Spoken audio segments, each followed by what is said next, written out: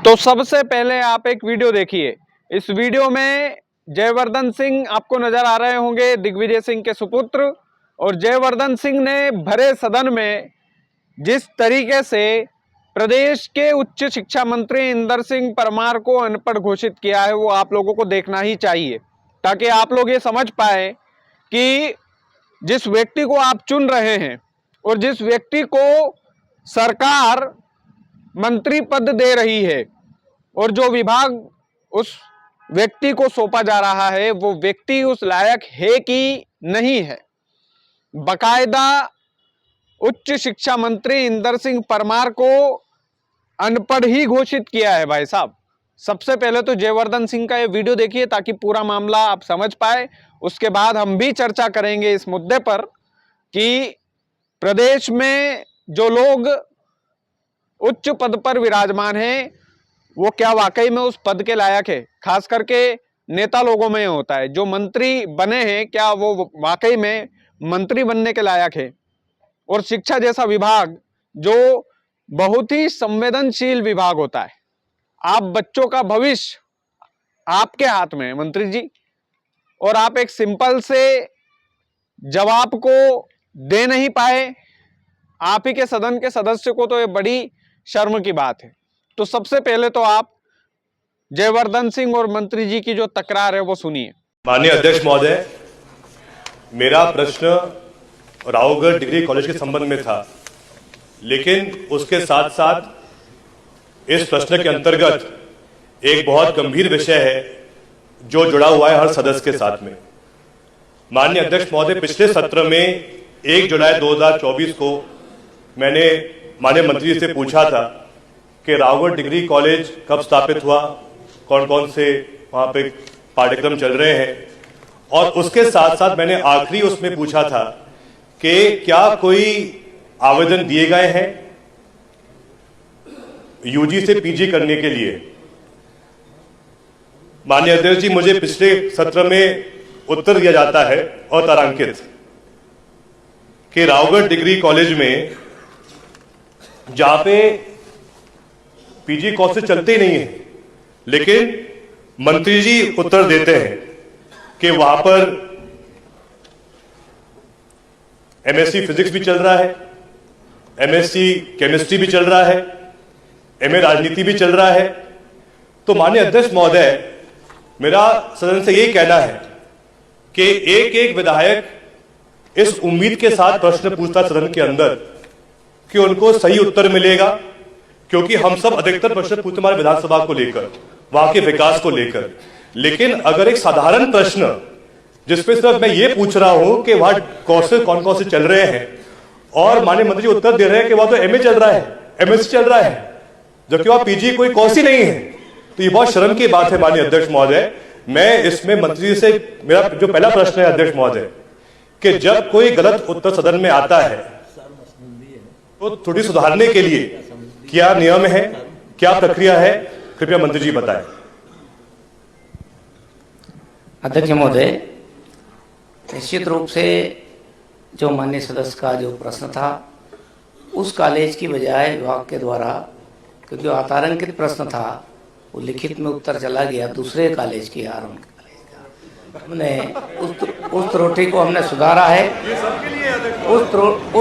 तो देखा आपने, बकायदा जयवर्धन सिंह ने सबूत के साथ भरे सदन में इंदर सिंह परमार जो प्रदेश के उच्च शिक्षा मंत्री हैं, उनको ये दिखाया कि आपसे जो मैंने जवाब मांगा था वो जवाब कितना ज्यादा गलत था। भैया, एक पांचवी कक्षा का लड़का भी इतना गलत जवाब नहीं दे सकता। उससे भी यदि पूछेंगे कि बेटा आपका स्कूल कहाँ तक है, तो वो भी ये बता देगा कि हमारा स्कूल 5वीं तक है, 5वीं के बाद 6ठी में कहीं दूसरी जगह मुझे एडमिशन लेना पड़ेगा। लेकिन ये प्रदेश के उच्च शिक्षा मंत्री इंदर सिंह परमार, इनको यही नहीं पता कि राघोगढ़ का जो कॉलेज है उसमें पोस्ट ग्रेजुएशन के कोर्सेज होते हैं कि नहीं होते हैं। इनको यही नहीं पता है कि जो विधायक साहब ने जो क्वेश्चन पूछा है, उनसे जो प्रश्न पूछा है, उसका सही जवाब क्या है। हालांकि बाद में मंत्री जी ने माफी भी मांगी कि हमसे ये गलती हुई कि हमने दूसरी जगह का जो है बकायदा डेटा भेज दिया था, दूसरे कॉलेज का डेटा भेज दिया था। लेकिन मंत्री जी, आप उच्च शिक्षा मंत्री हैं, प्रदेश के बच्चों का भविष्य आपके हाथ में है मंत्री जी। आप इस तरह की गलती को छोटी गलती नहीं बोल सकते, और छोटी गलती बोल करके आप निकल नहीं सकते। बकायदा आप सोचिए कि प्रदेश का उच्च शिक्षा मंत्री इस तरीके की गलती भरे सदन में स्वीकार करता है। क्या इन पर कोई लीगल एक्शन सरकार लेगी क्या? इस गलती का कोई हर्जाना सरकार इनसे लेगी क्या?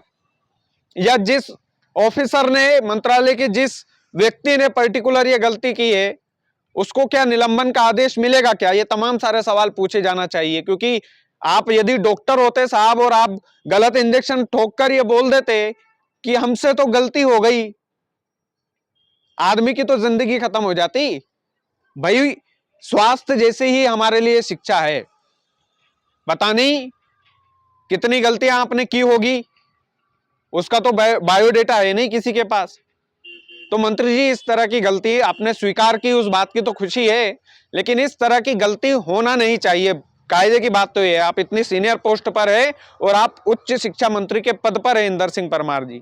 हमारे इलाके से ही आप आते हैं, जयवर्धन सिंह भी हमारे इलाके से आते हैं। हालांकि आप एक जिला बदल गया, लेकिन है तो पड़ोसी जिले ही, बात जिले की भी नहीं है। आपको जो मंत्री पद मिला है वो बहुत जिम्मेदार है, वो जिम्मेदार पद है और उसको जिम्मेदारी से आपको निभाना चाहिए।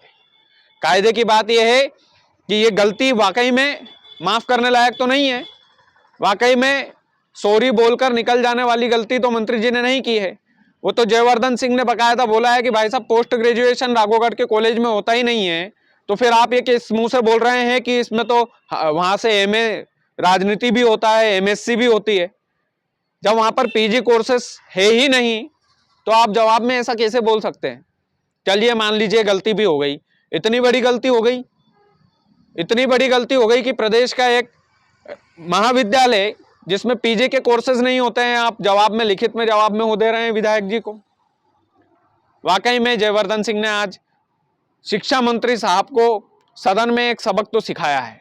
सबक यह है कि आपकी जिम्मेदारी शिक्षा मंत्री, उच्च शिक्षा मंत्री के पद पर आप बैठे हुए हैं और आपकी जिम्मेदारी से प्रदेश के हजारों लाखों बच्चों का भविष्य बनता है। और यदि आप ही चिंता नहीं करेंगे तो उन बच्चों के भविष्य का क्या होगा?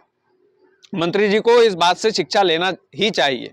शिक्षा मंत्री को भी शिक्षा की जरूरत है मध्य प्रदेश के अंदर। दुख की बात यह है कि जो व्यक्ति पद पर बैठे हुए हैं वो अपनी जिम्मेदारी किस हद तक समझ रहे हैं, इस व्याख्या से आप समझ सकते हैं, इस घटनाक्रम से आप समझ सकते हैं कि प्रदेश के उच्च शिक्षा मंत्री साहब किस तरीके की बड़ी ब्लंडर गलती मानते हैं। इसको बड़ी गलती है, ये कोई छोटी मोटी गलती नहीं है, और ये बड़ी गलती है। तो इसके जिम्मेदार कौन है? शिक्षा मंत्री साहब तो है ही, क्योंकि उनके मंत्रालय से शायद ये गलती हुई है।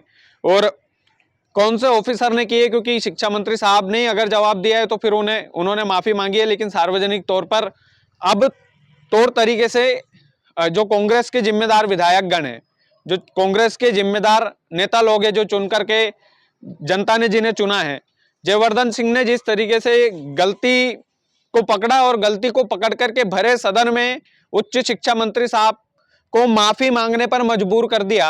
आप लोग भी ऐसा किया कीजिए कि कोई कुछ भी करता रहे और आप लोग देखते रहें, ये सहन नहीं करना चाहिए। और आप विपक्ष के नेता हैं, आप ही आवाज है जनता की। तो शिक्षा मंत्री साहब, ये तो है कि इस तरह की गलती अब दोबारा आपसे नहीं होगी, ऐसी उम्मीद हमें भी है, विपक्ष के नेताओं को भी है, और प्रदेश के जितने भी बच्चे हैं जिनका भविष्य आपके हाथ में है, उनको भी यही उम्मीद है कि अब अगली बार इस तरह की गलती आपसे नहीं होगी। बाकी आप वीडियो को ज़्यादा से ज़्यादा शेयर कीजिएगा। चैनल यदि आपने सब्सक्राइब नहीं किया है तो प्लीज़ कर लीजिएगा। बहुत बहुत धन्यवाद।